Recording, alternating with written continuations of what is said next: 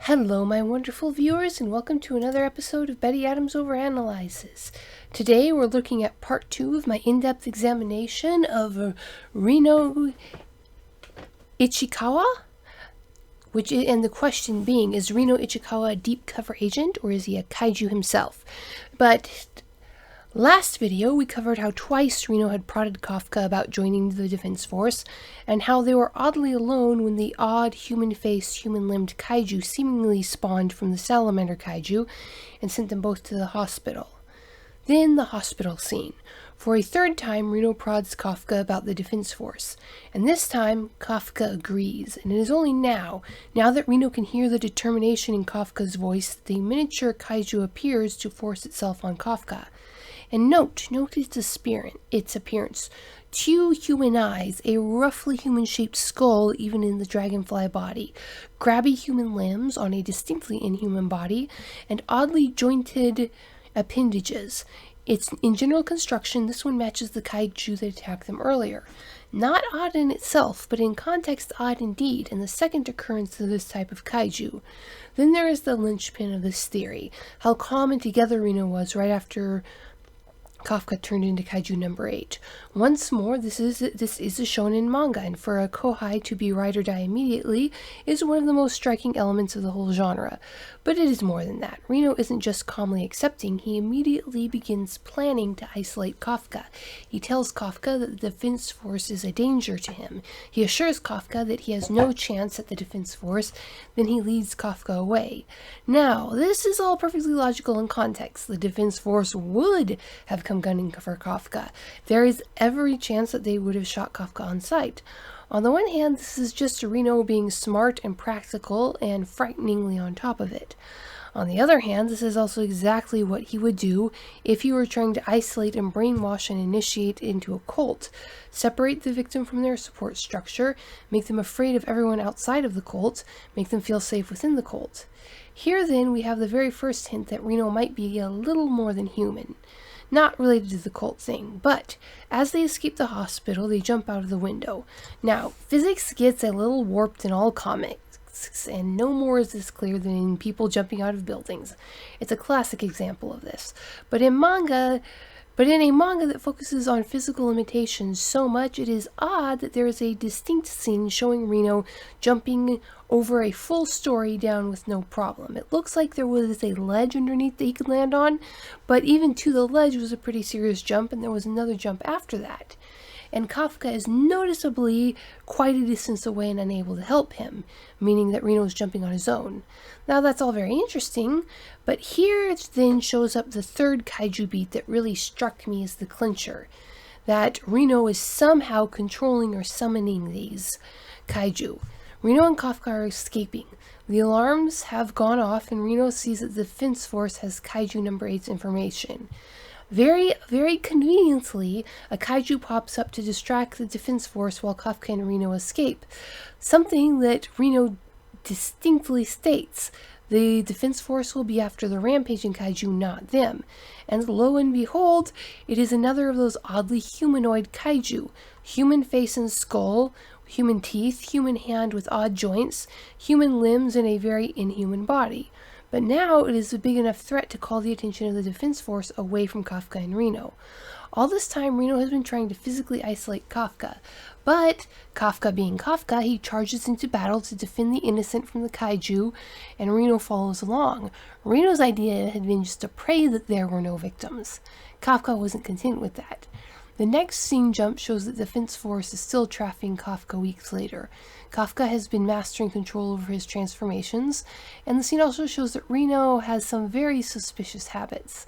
Notably, Reno opens an official government mail sent to Kafka. The context of the manga breezes over this little thing. The kohai was super excited to see if they had passed together with their senpai, and even Kafka himself didn't say a word about it. But where I come from, opening any mail addressed to someone else is a crime, a criminal offense for which you can be arrested, and opening official government mail is a federal offense, closing in on felony pretty quickly. That was a serious crime our little kohai committed, but the story rushes right over it.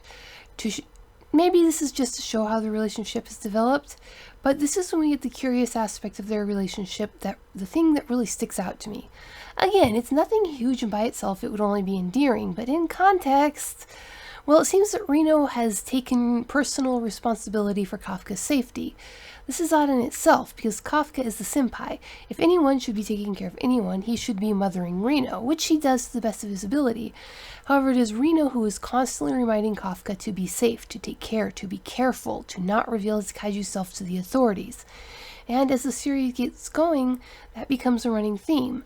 There is the normal senpai-kohai relationship going on with Kafka striving to be a good role model, but Reno clearly feels that he is responsible for Kafka on a very deep personal level, that it's his duty to protect Kafka from the consequences of Kafka's kaiju body at all costs, even being willing to throw the results of the test and fail with Kafka rather than passing without him, even being willing to risk his own life for Kafka. Again, there is this odd duality where it might just be a standard shonen trope of insta-friendships, but it also makes sense if Reno is directly responsible for Kafka's kaiju body, and responsible for making sure that Kafka is capable of achieving whatever goal Reno is working towards.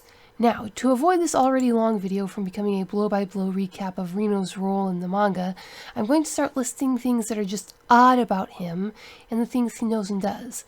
After the physical test, Reno starts telling Kafka about the rest of the applicants, revealing a level of knowledge about his competition that is easily on par with Vice Captain Hoshina's, and our beloved bowl-cut Vice Captain had all of their files right in front of him, meaning that Reno's information is as good as the Defense Department's top intelligence. Very suspicious for a teenage applicant to have that much insider knowledge. This is, in my mind, the most outright suspicious element. Supposedly, Reno had never even seen this applicant base, and yet he knows the histories and stats of every top applicant to this base, when there are probably dozens of other bases scattered throughout Japan, each with their own set of applicants. There is really no in-world explanation for that. Then there's Reno's suspicious averageness, and the most obvious bit of evidence that he is not a humanoid kaiju like Kafka. Both of these elements come from the suit, when it says that Reno can draw out 8% combat power. Vice Captain Hoshina informs him that this is the high end of average, and Hoshina is shocked when all of the plus 10s are announced. So it probably is just average. Meanwhile, the very much a kaiju Kafka pulls a 0, which one might take to indicate that kaiju-tainted humans can't pull combat energy at all, as the suits are designed for human bodies, and Hoshina's never seen a 0 before. But if some group went to all the effort to plant Reno, they'd have thought of that, and even if they didn't, we see that with practice of only a few weeks, Kafka can begin to draw some power, if even only 1%. So, if Reno does have some inhuman qualities, he could have learned to work around their limitations by now. But averageness in a Lancer character, even when all of the other characters are above average in some way, is hardly a solid clue. Are there others? The results of the bath scene are very telling. Now, in a steamy situation like that, it is natural for the people with the largest bodies to drop first. It's a matter of surface area to volume ratio, heat transfer, and all that. So it is no wonder that Dad Bod Kafka and the Muscle Mountain ex-Defense Force guy dropped before little teenage Reno. Scrawny boys, as they say. But the bath scene made a deal out of the fact that Haru was exactly the same size as Reno, so there's no reason that Reno alone should have come out of the bathroom able to tend to literally everyone else, while Haru was passed out on the floor with the Dad Bods. So, we have heat resistance, drop resistance, notable averageness. Is there anything else to point to Reno being something more than human? The answer is maybe. He is able to dodge the flat-top humanoid kaijus, or kaiju number 9's, finger guns. That is kind of explained in the manga as Reno using the tell that he had learned from Little Miss Perfect, but even she couldn't see the shots, she could only see the tell. Flat Top, or kaiju number 9, says that Reno can see his shots. Again, might be interesting, might be not. Then there's the thing that marks Reno as an outsider the most. At the big post-battle party, he is very, very notably the only new recruit who does not get caught up in the bantering and arguing over the battle. At the closing scene, he does something odd. Again, not odd in the moment, really, but odd in hindsight. He's looking at his fellows and his head tilts just a little too far to the side at just a weird angle. It was odd enough that I noticed it on the first reading. I thought that it was just a poorly done panel at first, bad enough to yank me out of the flow of the story as a whole, but sweet spirit of shonen, I was not going to complain. One bad panel in this brain bath of eye candy, who cared? Forgiven as soon as it was noted. Can't wait for the next chapter and all that. However, when I looked at it again on the dozenth or so reading, something struck me. That odd head angle, I had seen it somewhere before in this manga. That was the same angle that old Flat Top held his head at when he was considering humans and human behavior. With that in mind, Reno's head tilt and his expression become a little chilling. He looks excited still, but also his eyes are almost frantically wide, as if he is considering people he would have to fight one day, not just his companions who will be watching his back.